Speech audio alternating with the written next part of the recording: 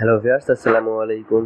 আজকের ভিডিওতে শিখাবো যে নেক্সাস পে অ্যাপস দিয়ে আপনারা কিভাবে মোবাইল রিচার্জ করবেন। যাদের নেক্সাস পে অ্যাপস আছে, বাংলা লিংক এই ডাচ বাংলা ব্যাংকের আন্ডারে নেক্সাস পে অ্যাপস চালায়, তো তারা মোবাইল রিচার্জ করার জন্য কি করবেন? মোবাইল রিচার্জ করার জন্য আপনাকে আর ফ্ল্যাক্সির দোকানে যাইতে হবে না, আপনার ডাচ বাংলার কার্ড দিয়েই মোবাইল রিচার্জ করতে পারবেন। প্রথমে হচ্ছে মোবাইল রিচার্জ করার জন্য ডাচ বাংলার কার্ডটাকে নেক্সাস পে অ্যাপসে বসায় নিতে হবে। তারপরে আপনারা এখান থেকে নেক্সাস পে অ্যাপসের ভিতরে আসার পর একদম কানের দিকে 3 লাইন মেনু দেখতে পারবেন। এখানে ক্লিক করে দেখতে পারবেন মোবাইল টপ আপ লেখা আছে, এখানে মোবাইল টপ আপে ক্লিক করবেন। এরপর আপনারা নেক্সাস পে কার্ডটা সিলেক্ট করে দিবেন। আমি 2 নাম্বারটা সিলেক্ট করে দিচ্ছি।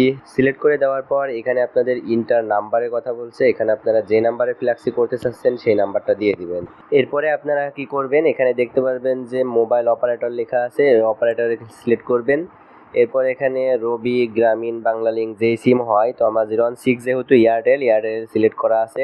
নিচেরটা প্রিপেইড হলে প্রিপেইড, পোস্টপেইড হলে পোস্টপেইড, তো এখান থেকে প্রিপেইডই থাকবে। এরপরে নেক্সটে ক্লিক করব। নেক্সটে ক্লিক করার পর ইন্টার অ্যামাউন্টের কথা বলছে, আপনি কত টাকা ফ্ল্যাক্সি লোড দিবেন সেটা এখানে দিয়ে দিবেন।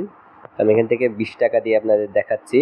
এরপরে নেক্সটে ক্লিক করবেন। নেক্সটে ক্লিক করার পর ইন্টার পিনের কথা বলছে, এখানে আপনারা যেই পিনটা দেওয়া আছে আপনাদের নেক্সাস পে অ্যাপসে লগ ইন করার সময় যেটা দেন সেই পিনটা এখানে দিবেন। দেওয়ার পরে ইয়েসে ক্লিক করে দিবেন। টপ আপ ক্লিক করার পরে এরপর দেখতে পাবেন যে আপনার টপ আপটা সাকসেস হয়ে গেছে, 20 টাকা ফ্ল্যাক্সি এই নাম্বারে চলে গেছে এবং আপনার অ্যাকাউন্ট থেকে টাকা কেটেও নিছে। তো ভিউয়ার্স, এইভাবে মূলত নেক্সাস পে অ্যাপ দিয়ে মোবাইল রিচার্জটা করে। যারা এই ধরনের টিপসগুলো জানতেন না তারা জেনে গেলেন, আর যারা আরও টিপস জানতে চান কমেন্ট করে জানান কোন বিষয়ে জানতে চান। আর এমনই টেক রিলেটেড ভিডিও পেতে আমার চ্যানেলটি সাবস্ক্রাইব করে রাখবেন। ধন্যবাদ সবাইকে, আসসালামু আলাইকুম।